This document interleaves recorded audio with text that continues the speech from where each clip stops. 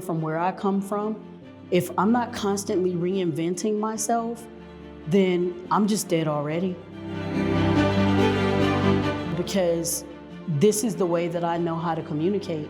Sometimes I do. I run into a wall where I'm suffering and I'm struggling with my past issues. I have to do something totally different, something way out of the box to get it out. And even if not with the world, with myself, to say it. And sometimes saying it is the hardest thing in the world.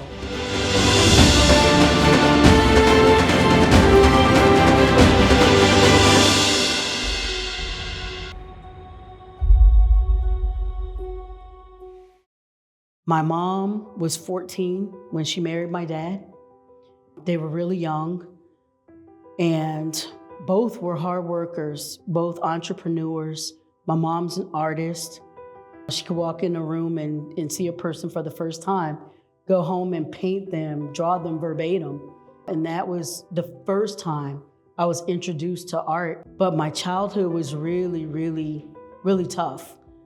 I was very sick. I was a very sick kid. When I was 7 months old, I had an infection that was traveling to my brain, and the doctors didn't think they could stop it, and they thought that I would die. But I'm still here. But then I had really bad asthma. I was always sick.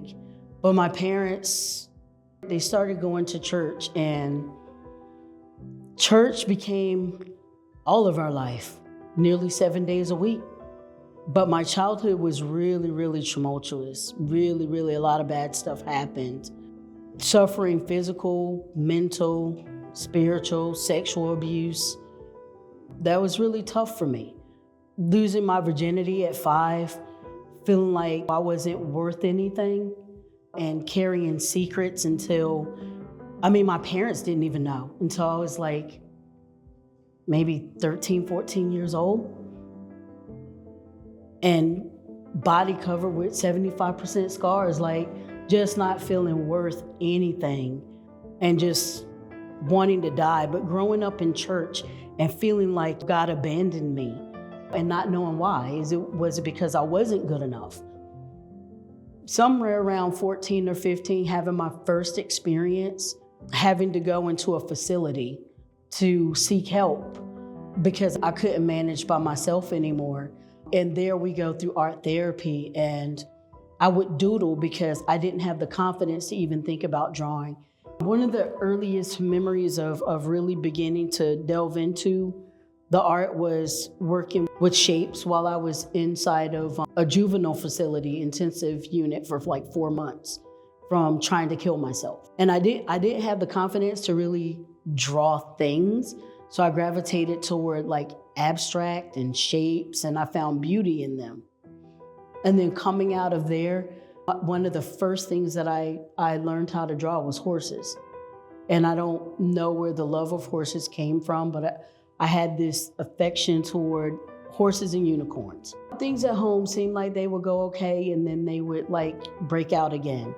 So after about 3 rounds, I found myself in Mills Home Baptist Children's Home, which is an orphanage for kids. And that's where I remained until I graduated from high school. And it was there that my house parents, they really, really pushed the art because I was a kid that didn't talk. I stopped talking because I felt like talking just got me into trouble. And I didn't want people to know what I was thinking. I didn't want them to love me. I didn't want them to get close to me. And so my way was not to speak. But my parents, cleverly enough, figured out that I could communicate through my art. I was actually putting on paper all the things that I couldn't say. And they got me, and they figured me out. And I remember going to school and saying, I want to go to college. I wanted to be a doctor all my life. I wanted to be a pediatric surgeon. But they kept pushing this art thing. And I remember walking in, and the lady told me, she said, orphans don't go to college. You're an overachiever, but you'll never make it. And so they refused to give me college catalogs, and I applied behind their backs, and I got in. Every school I applied to, I got in on the first shot, and I went. Straight out of high school, I went to college, and I tried the medical, can't stand the smell of blood. Did my internship at Ronald McDonald House, lost all my patients that year. Nope, not for me. So I went into medical illustration instead. And that's where art was born for me, science and medicine.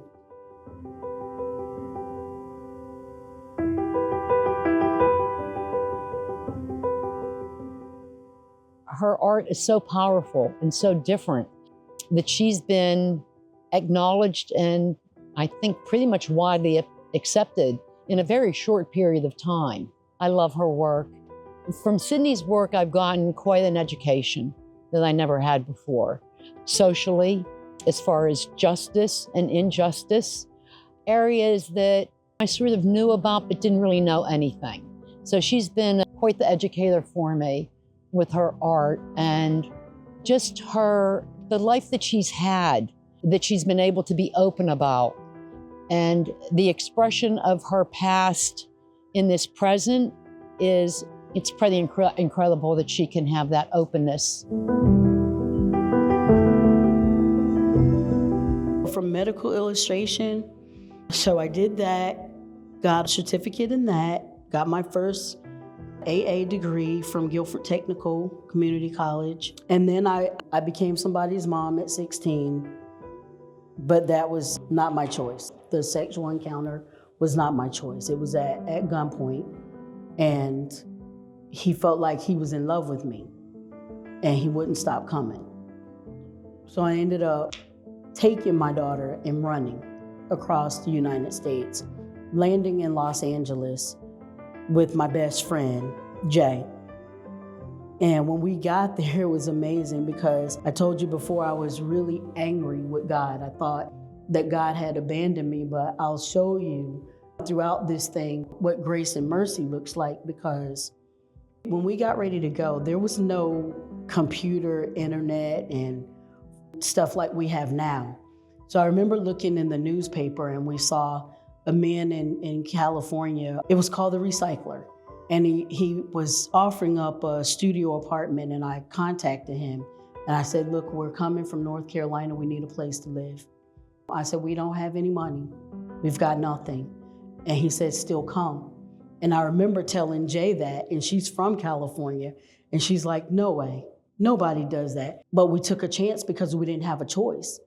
And he was a man of his word. When we got there, he had the apartment for us. He asked us for nothing.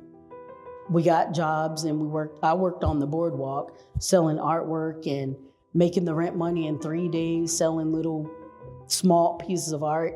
We stayed in the studio apartment for about 3 months, and then we were able to get a 1-bedroom. And we left there, got a 1-bedroom, and then we ended up getting a house. But Jay worked for like corporate America, like hiding wealthy people's money. She worked for celebrities in Century City, and she ended up losing her job, and we became homeless. That was the first time, and I remember sharing like popcorn from the dollar store, a big, huge bag of it, and that was what we had, and we would share that with the kids. And I remember McDonald's burger was like 89 cents or something, and we would get 2 burgers and put them in half, and that's what we had. It was just, oh my gosh, it was the most terrifying time of my life.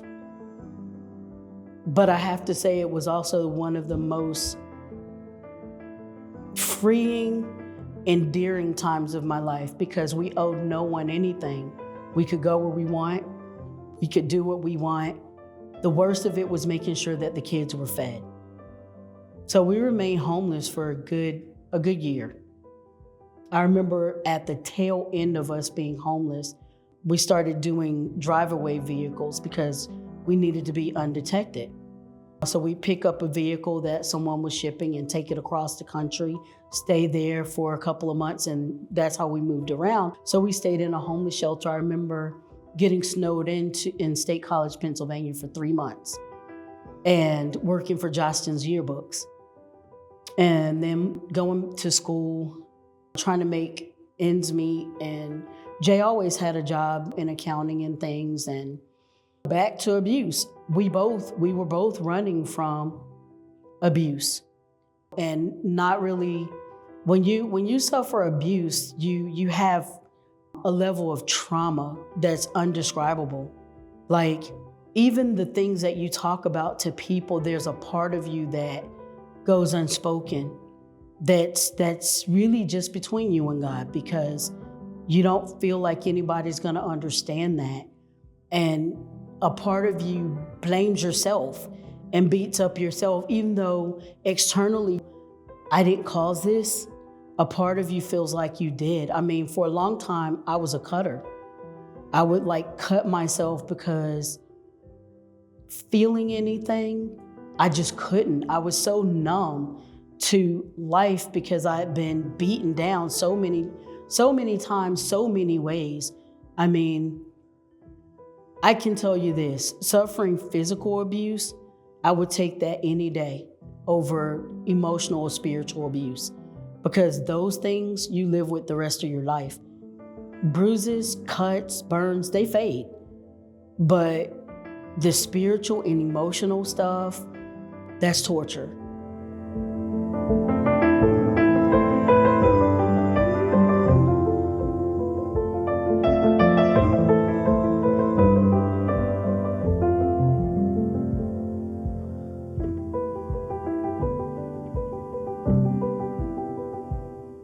I signed up to go to Santa Monica College, and there was this new school that was just being born that was kind of a subsidiary of Santa Monica College, and it was called Santa Monica College of Art, Design, and Architecture.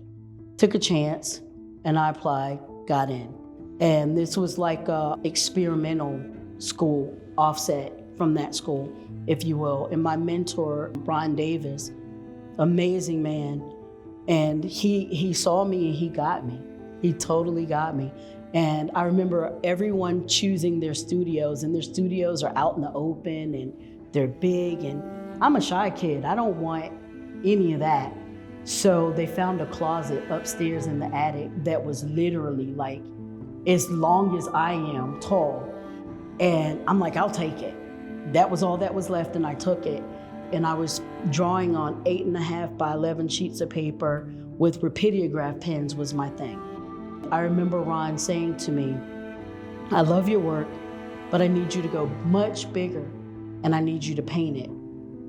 And I'm like, paint it? He's like, in oil paint. I'm like, I don't paint. I don't know how to paint. You're gonna teach yourself how to paint. And I did.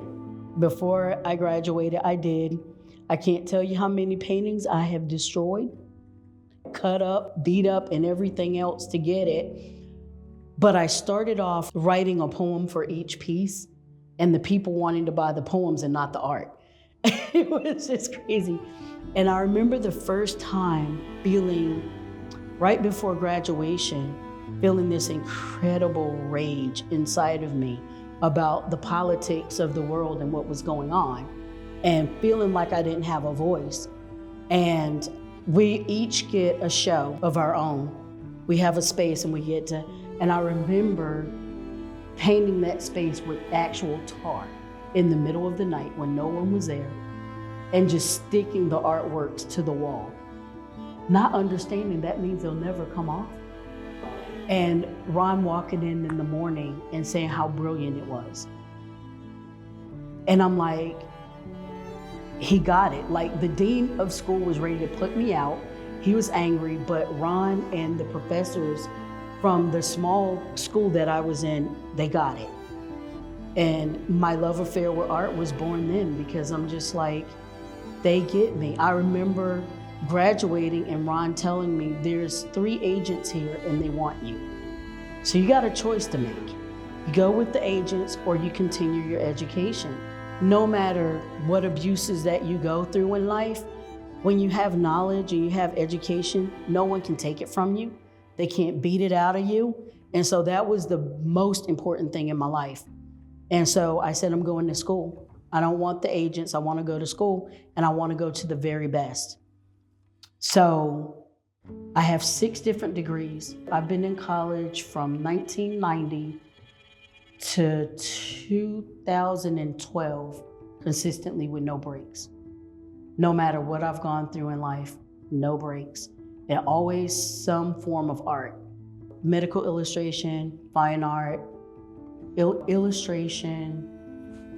I've always just remained art and education. This is the longest I've not been in college, by the way. So, and then I left school because I was also raising my granddaughter.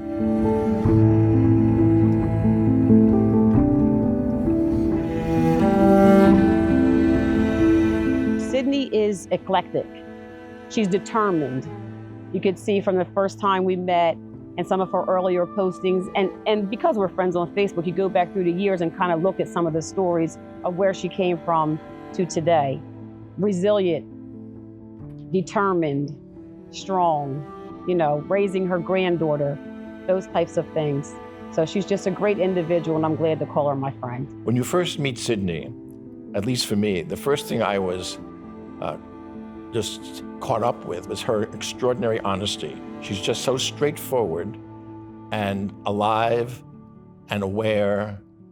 And I found that the first time we talked, we just sat talking for quite a long time about all kinds of things, about her background, where she grew up, and her family and so forth. She's just an extraordinary human being, and just so happens she's also an extraordinary artist. I came to Cape May for love, actually. I was dating and ended up moving here and getting married.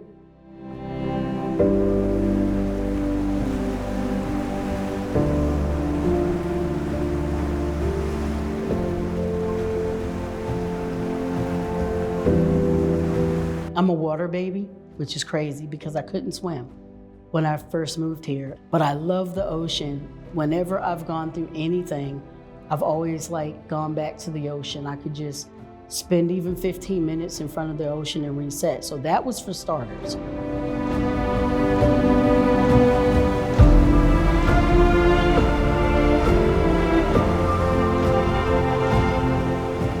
I was a person that never wanted to own a home. I own a home 2 blocks from the ocean, from the bay. So that inspires me. But then this tremendous amount of friends that I have acquired. And all of my friends, I did a series about them. It's called Misfits and Weirdos, because we're all misfits and weirdos. And the longer I've spent here, I've learned that my friends were like geeks in school, dorks. They were all kind of like the Breakfast Club, the outcasts, because they're all artists of some sort, musicians. They all have some kind of talent. Cape May seems to be rich in that. And so those people inspire me. Most of my friends are a lot older than me, and they party way harder than me. But they've had these wonderful careers, and they're retired and own homes, and they tell me about their lives and what it was like, their struggles, and how they made it to this point. And they embrace me, flaws and all. That's inspiring. Actually, I think having a subject. When I would paint in the past, I would just paint haphazardly, whatever I felt like. And moving here and actually being able to concentrate enough to hone in to various subjects and find what I love and what speaks to me, I found tends to be history. So they changed everything about me living here, and they dubbed me an art historian. And I'm like, what does that even mean? And it took me a minute to get it, but I understand. I tell history visual, and I really love that because it gets me, because if we don't know where we came from, we have no clue of where we're going.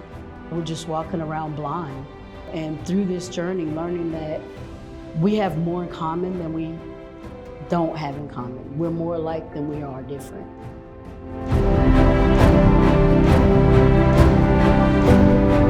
I went to the Mad Bather and we got to meet, and we became really quick friends. For some reason, it was just one of those meetings that you just know, this is going to be my friend. I found the friend here. So, and that was 7 years ago, and we've maintained that relationship ever since. She's always positive. always in a good mood. We have a lot of regulars here, and she's always happy. She's always a pleasure to be around. Just never complaining about anything. She's just a good vibe to be around. I'm in my 7th year in Cape May, and it's been great because, man, when I first moved here, I didn't think I would make it as an artist here because it's so small. There's not many people on the island during the winter. Everybody's here during the summer. But it became my solace actually because winters I would take and create all of my art for my summer shows. And a lot of artists do that. There are a lot of artists on the island. So going from that, winters became everything, and summers you actually put it all to use, everything that you spent the winter to create. All the restaurants here have artwork, have music. There are like 3 major businesses here all year round that have music every single day. And so those venues have had my artwork several times throughout the year.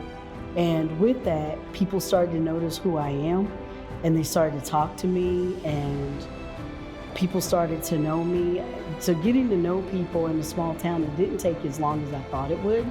I was a newbie to social media in 2019, and I learned about Sydnei through Facebook postings of local friends and businesses. And one specifically would be the Mad Batter in Cape May, where they shared some of her artwork there and some postings where I started seeing her picture. And so through that, I actually started following her on social media, right? And so here's this beautiful woman that I'm realizing is frequenting Cape May. At the time, I'm thinking, my gosh, she's in Cape May. And one of these days I'm going to run into her because I often am in Cape May myself. And so through her postings, I started seeing her artwork. And I can honestly say I'm a novice to artwork, but there was something about the art that she did, the type of paintings that she did, the depictions specifically of her grandmother that she shared, and one of Kobe Bryant that just stood out to me. And the attention to detail and things of that nature. And so I served and currently serve as the Cape May County NAACP president. And we had this hoodie drive that we were giving away hoodies to introduce the organization. We're out in Whitesboro, we're giving out these hoodies, and up walks this individual who's having a conversation with other folks, and we're handing out the hoodies. And I'm like, oh my gosh, she looks so much like this artist that I wanted to meet. And because I'm a hairstylist of 30 years, what also stood out was not only her artwork, but it was her hair, right? And she had this blonde mohawk that had dreads going down.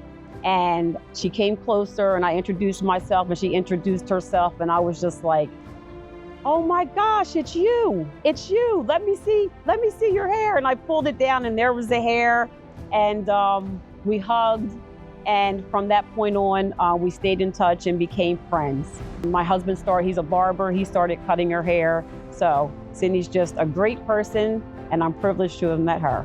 Her art is wonderful. It's very unique. It's not something you see every day, and everything that she ever shows me or posts or I see, it's always very impressive. So I got married, and my brother and sister-in-law owned the Mad Batter. And they came to me in, 2019, with a proposal to do Negro League baseball series.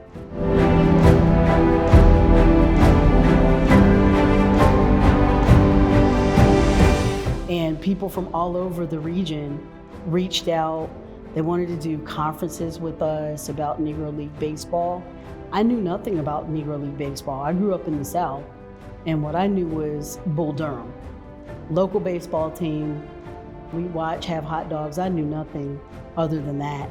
So coming here, I started studying baseball and hanging out with my brother-in-law and working with an author about Negro League baseball.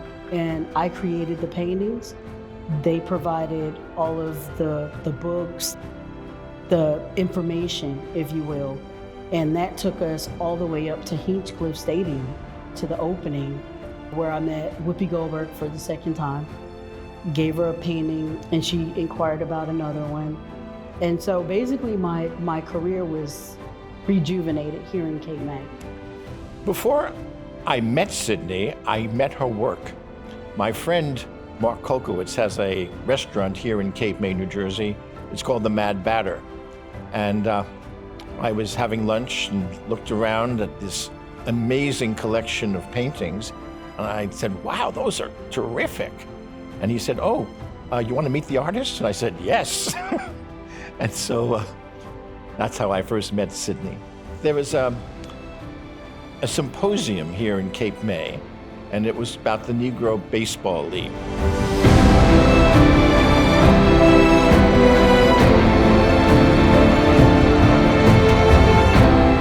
So there's Jackie Robinson, 42. Satchel Paige. Jackie again. There's Jackie again.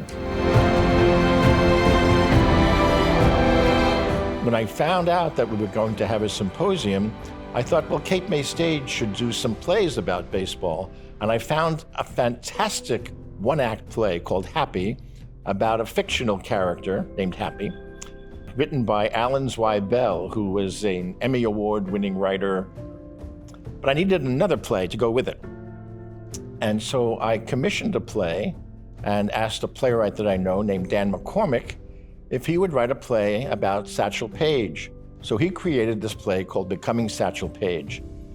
And we put those two plays together and called it Double Play, which is also a name that's involved with baseball. And when we did that, Sydney created these magnificent paintings about Satchel Paige.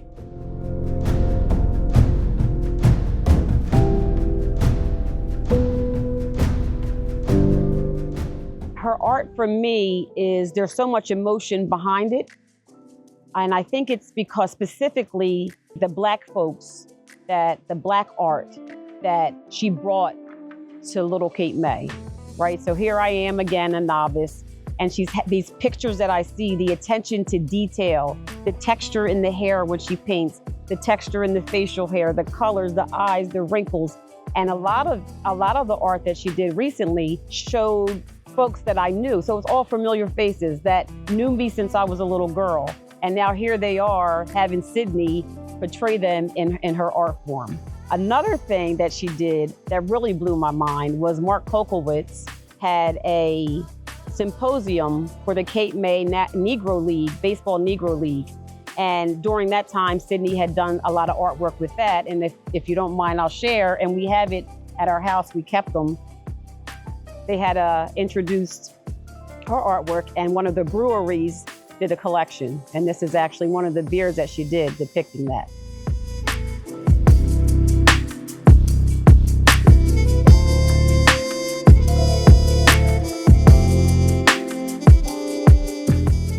And listen, good afternoon, everybody. How are you? I appreciate everybody being around here, especially with Sydney and Sydney, who I both know, and Sydney from decades ago, you know, up in the area and here, and Sydney here from a few years ago. And like I say, I'm honored, to be very honest with you, to be sitting here today from whence this young lady came onto the scene, that I came in contact with her in the same, and as a matter of fact, in the place that we're in right now is where I first met Sid. There was an event we were doing for Negro Baseball League, and I met Sydney then. Well, when it came down to Sydney and I'm looking at the visual side of that equation, I started seeing a lot of definition on what she did. When I interviewed you at the event that we were doing down there, I also came to you and said, you know, I want you to do the show. And hence, you got nervous. Always nervous. Am I right? Always nervous. I was gonna say you got nervous. And I just told her, just relax, because this is the conversation. And we got to a question and she started laughing. I said to Sydney, I said, listen, a lot of people have bought your art and everything else, and you've probably destroyed a lot of paintings, which she looks back now on it that she shouldn't have, but she did. And I said, Sydney, I says, what happens when Hollywood comes calling? And she started laughing at me. And I said, well, why are you laughing? I was with Norm, the sound guy was with Norm. I says, well, why are you laughing? And she says, oh, Victor, come on. I says, I'll tell you what. So I said, what happens when you win the Oscar? And you started laughing at me, didn't you? Mm-hmm. And what did I say to you? I said, when you win the Oscar, I said, I want the first interview. And she said, okay, Ray. I said, no. I said, we were on the air. I said, I'm holding you to your word. Isn't that what I said to you?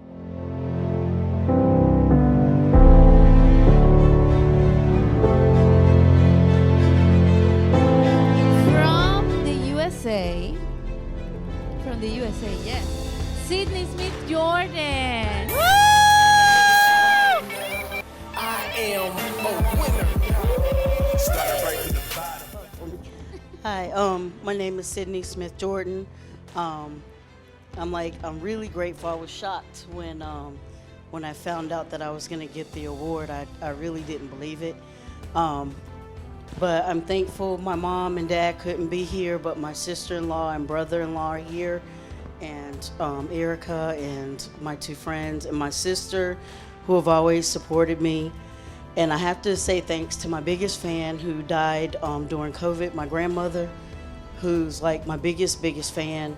And right now she'd be saying that she's gonna be able to get a Happy Meal because I won this award. So I'm just really grateful, and in the words of my brother-in-law, we're on a mission from God. Thank you.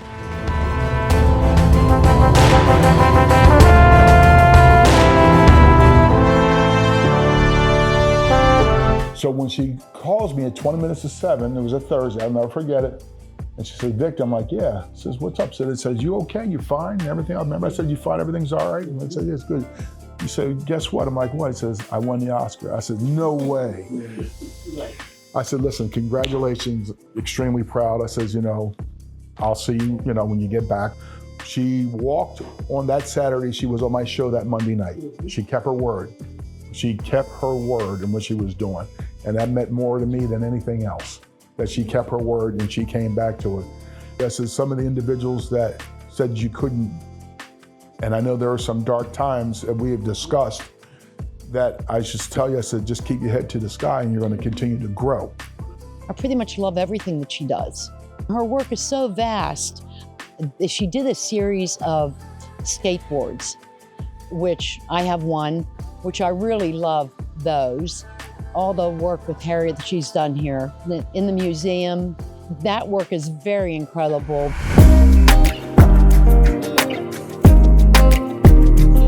The museum started as a historic preservation project. So we are sitting in the historic Howell House. It's one of the oldest buildings in Cape May, and it was one of the buildings that was here during the time period that Harriet Tubman was here in Cape May and organizing right here on Lafayette Street.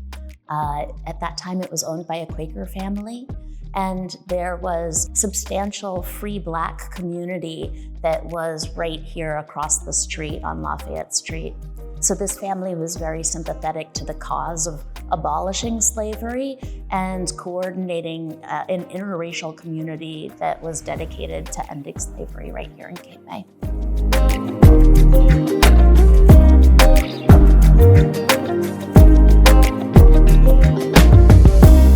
From the very beginning, Sydney had shared that vision of creating a space for art, a space for telling history.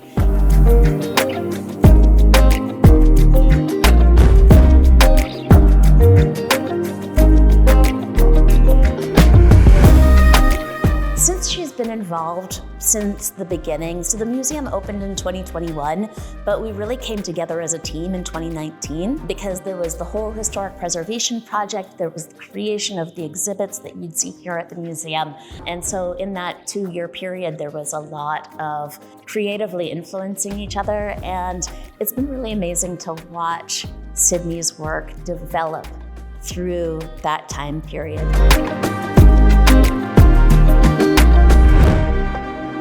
And I think the impact of knowing that she was here in our community, I can see how that was reflected in Sydney's art. These ways that we would conceptualize together, what would it have looked like? What would her time here have looked like?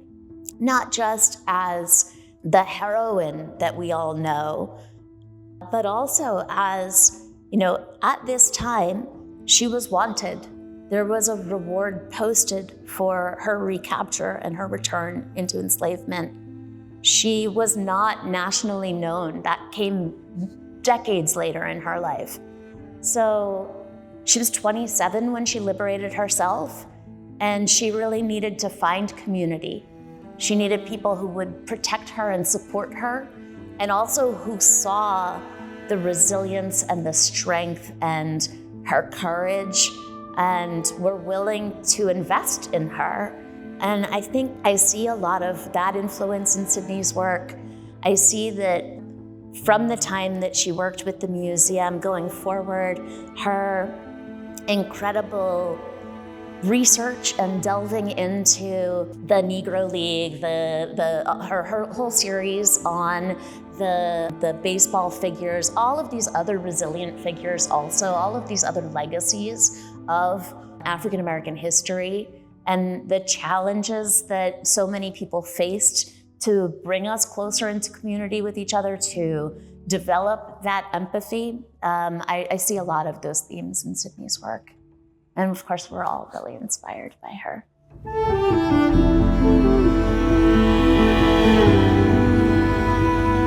You have that supernatural talent. You're very exquisite in what you do. And for me, being an artist, and your inspiration to me has been 100% positive. You know, from the first time I encountered you, I was actually in Florida, and I was reading a newspaper from Cape May, and I said, who is this Sydnei SmithJordan? Who is this lady? You know what I mean? Because my name being Sydnei, I was like, well, it's not me. And my lady said, maybe they got you mixed up. I said, no. And then when I started seeing some of your artwork, I'm like, unbelievable. And then I remember the first time coming here to the Mad Batter and seeing your artwork, it was like my eyes were like in 3D. I was like, are you kidding me? And then having to meet you and you being the same as your art, very expressional, very extraordinary about yourself. And I guess I don't have no words except for like you're supernatural, but what you develop. And to achieve all these awards, to me, is very inspirational. So when I had the opportunity to be here today, it was a blessing in my own sense of being here, because I know I could be guided by you and accomplish so much more with my own status. Every little bit that you do inspires me. And like being born and raised in Cape May all my life, and to see what you came and you've done to the creative union around here makes me feel so happy and proud. You have no idea. The thing I love about Sydnei's work is that at first you think they're photographs. You think, oh my goodness. Then you realize they're paintings. There's such extraordinary realism, but then you realize also there's an artistic element to it as well. And when Sydnei was talking about, for example, one of the paintings of Satchel Paige, she talked about the fact that there's all this blue sky behind it and these little teeny ads that were in the ballpark.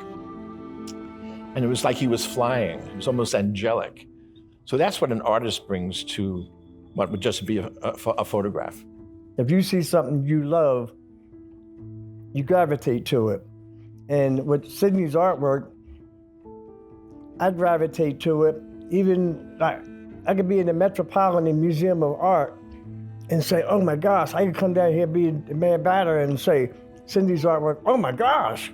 You know what I mean? It's just that feeling that she expresses with her art. And I'm not saying this because I'm sitting here, but in reality, if you knew what I knew and see what I see, it's such a cherished, blessed moment to be here. And I thank her for doing all she's doing.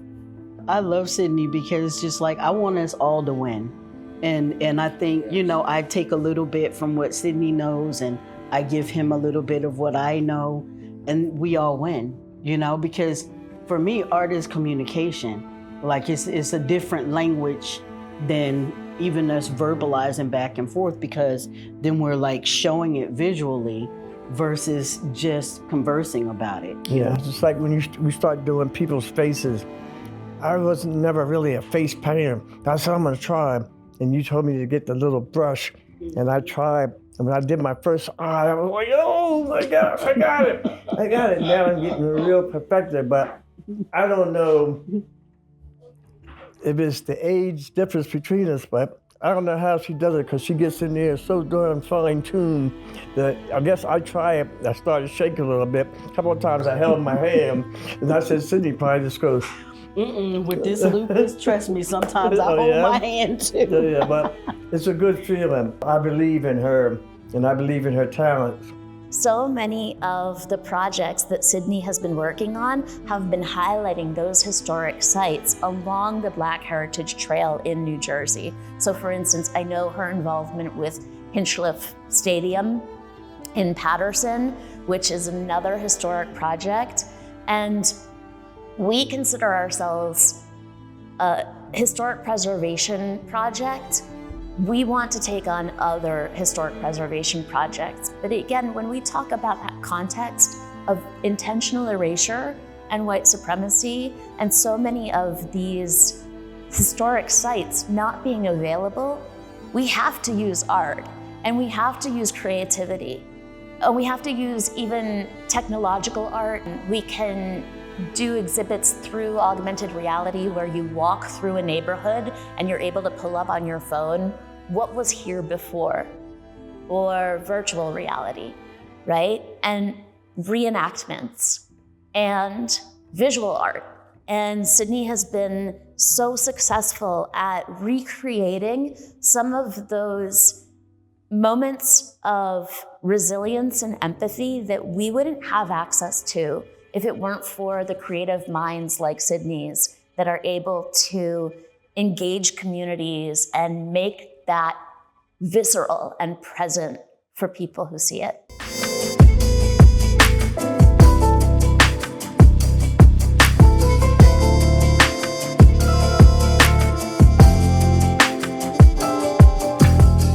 We're delighted to have SmithJordan Smith's collection at our museum. We met Sydnei down in Cape May County, New Jersey. My assistant at the time, her name is Ann Taylor Galapium, met Sydnei and said that I've got to go and see her work. It's something we should have in our museums. And she brought Sydnei here. I met Sydnei. Everything else has been history. So every year for the past 5 years, we've always had Sydnei SmithJordan here at the museum showcasing her works of art.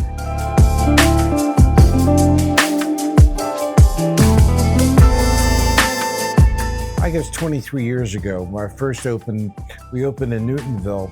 We've been here in Atlantic City at Stockton's Art Garage for about 11 years now. I got into this antique store in North Carolina and purchased this book that meant a lot to me, and it started the whole collection of the museum. So our archives today, with our artifacts and art and all the other things we have, are well over 33,000 pieces of artifact. Today, what you'll see in here is less than 1,000. We have thousands and thousands of artifacts, ephemera, and every kind of art you can think of in the world we've been able to purchase.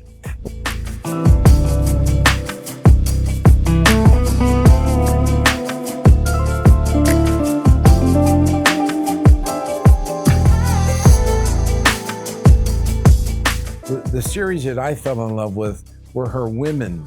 She did a series of women from the former President of the United States, his wife. She did people like the former civil rights leader, and just works that were just incredible. When I saw these original works of art, I went buck wild. I just couldn't believe it. And my first question I had of Sydnei was, Sydnei, how do you get the hair like this? She says, I have a secret. It's a trade secret, and I'm not sharing it with the world. But I said, I can count every strand of hair. And each one of these beautiful women said, how do you do that? Do you use the number 1 brush? You use the number 2 brush? How do you separate those locks and the hair? She says, it's the art secret and I'm not sharing with you. But off the record, she did share it with me because I was so enthusiastic about finding out her technique and how she was able to do that. Her other series that she did a series on women in baseball. Her women in baseball are really, really remarkable because it tells the story of years that gone by. A women actually played baseball with skirts on. They didn't wear pants. They actually were out there playing baseball. And as the Negro League got started, so did this Women's League, and they played all over the world. And having the opportunity to share this information with tens of thousands of people who come through the museum, will have the opportunity to see her work and to witness her work. It's really, really amazing. So we're delighted. We've had maybe 600-700 artists through here in the past 10 or 11 years, but Sydney's work stands out. It stood out last year at a show that we had, Jersey Girls, and it stands out whenever we have it. The first thing you see when you walk into the museum is Sydnei SmithJordan's work. We have some prints of original G-clays of her work that are truly amazing, and we love her. We love her. God knows I love her, and her works are just speak for themselves, I think. She came to me as an artist who was unknown to me, but known to the rest of the world. And we're just delighted to have her at our stable. But it was just a real pleasure having the opportunity to showcase your work here at the museum. It's really, really made a difference.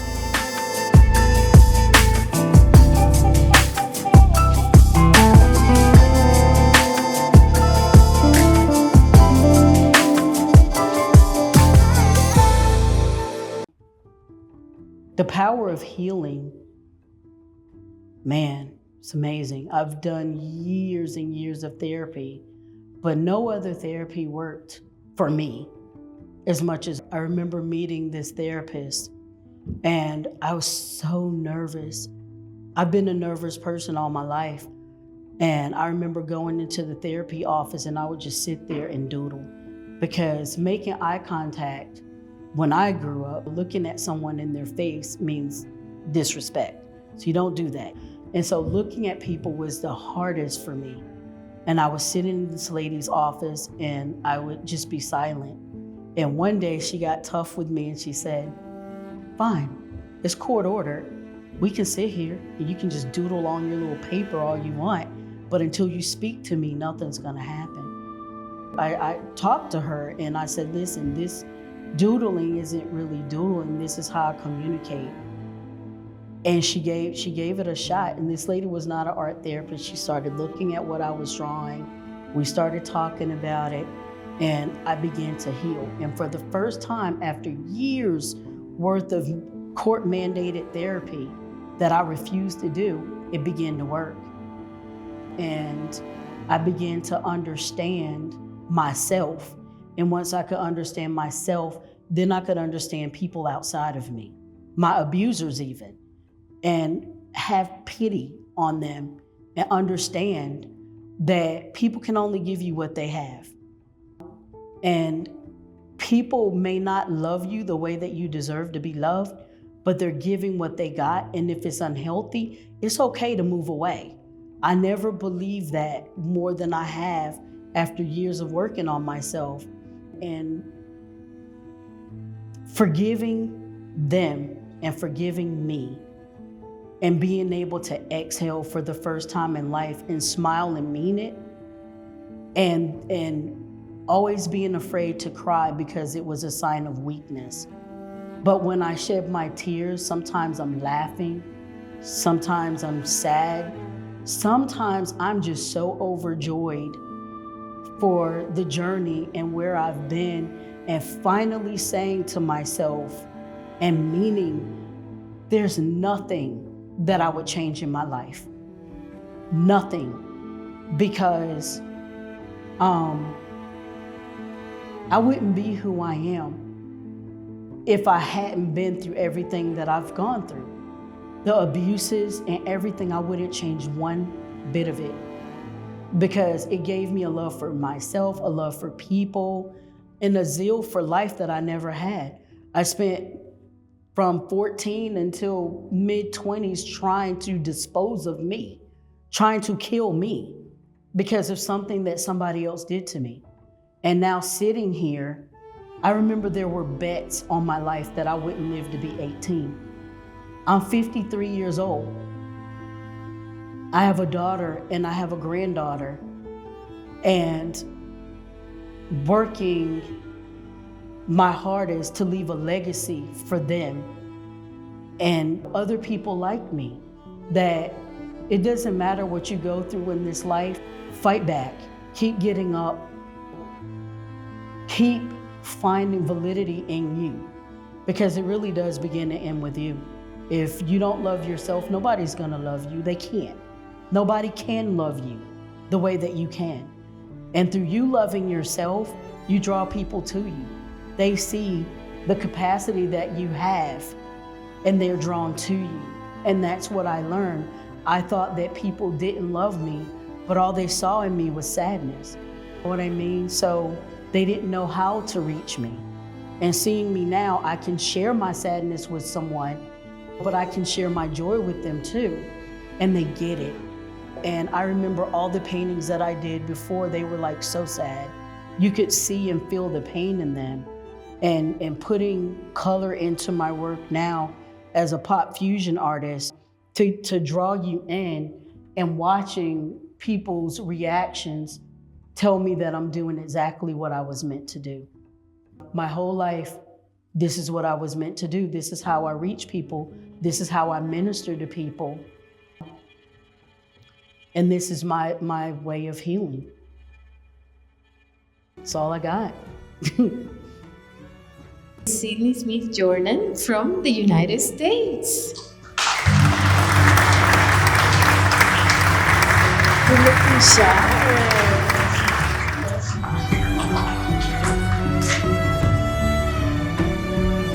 First, I want to thank God for the ability to create.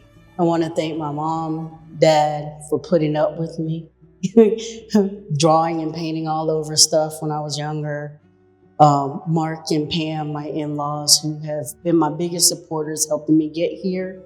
And for my grandparents who never got to see this moment, but would be completely thrilled. And I agree with the gentleman in the back. For myself, for all the stabbed paintings that I gave up on, but getting back up and not giving up, keep moving forward. Thank you.